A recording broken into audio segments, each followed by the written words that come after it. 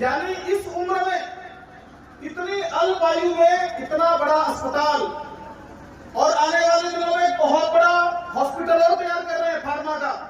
यानी कितनी बड़ी मन की कल्पना है। पिताजी ने अलग से अपना क्लिनिक खोला हुआ है, रमेश भाई ने अपना अलग क्लिनिक खोला हुआ है। यानी सोचिए, श्रावस्ती के अंदर हर व्यक्ति स्वस्थ रहे, किसी के मन की कोई पीड़ा न हो, शरीर में कोई पीड़ा न हो, और उस पीड़ा को सेवा का आधार बनाया। यानी सेवा ही आधार होना चाहिए। उस भाव से जनता जनार्दन के लिए अस्पताल खोलकर यानी सबका साथ और सबके विकास की कल्पना को सार्थक करने वाले भाई रमेश जी हम सबके बीच में उपस्थित हैं। रमेश मिश्रा जी का और मंच पर उपस्थित सभी गणमान्य नागरिकों का, हमारे नगर अध्यक्ष जोगिंदर पटवा जी का मैं हृदय से नंदन वंदन और अभिनंदन करता हूं। और दूसरी बड़ी बात, मेरे भाषण से पहले सभी लोगों ने अपनी अपनी बात रख दी।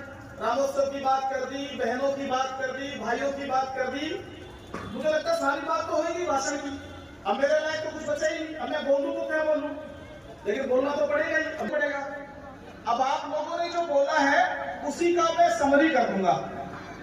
तो आपको ध्यान दिलाता हूं, जो इतना बड़ा पंडाल यहाँ है, इस पंडाल के अंदर मैं देख रहा हूं जितनी मातृ शक्ति यहाँ बैठी हुई है, सबने अपने सिर पर भगवा रंग का पगड़ी पहन रखा है।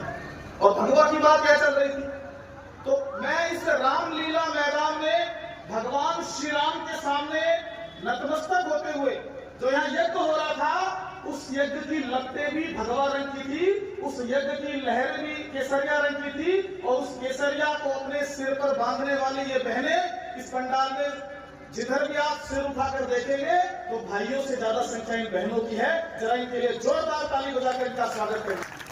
यानी जो मातृ शक्ति है, यहाँ जितने लोग बैठे हैं उन सबसे ज्यादा संख्या इनकी है। और अपने सर पर, मेरे भी सर पर भगवा नहीं है, जरा देख लो, मेरा भगवा कलर नहीं है, भगवा कलर केवल बहनों के सर पे है। और ये कसम खा के आई थी, प्रतिज्ञा करके आई थी कि सर्वे भवन्तु सुखिनः, सर्वे सन्तु निरामया, सर्वे भद्राणि पश्यन्तु, मां कश्चित् दुःख भाग् भवेत्। यानी सबका भला हो, सबका कल्याण हो, सबका की बात करके आज इस पंडाल के अंदर यहाँ जो बैठी हुई है, यानी सर्वे भवन्तु सुखिनः, सब सुखी रहे, इसका संकल्प इन बहनों ने किया है। और आज इस पंडाल में कि भाइयों की इज्जत बचनी चाहिए, भाइयों की लाज बचनी चाहिए, इसलिए इस त्रिशूल को सबसे ज्यादा संख्या में लेकर हम बहनें अपने घर जाएंगी। इस संकल्प को लेकर इस मैदान के अंदर आई।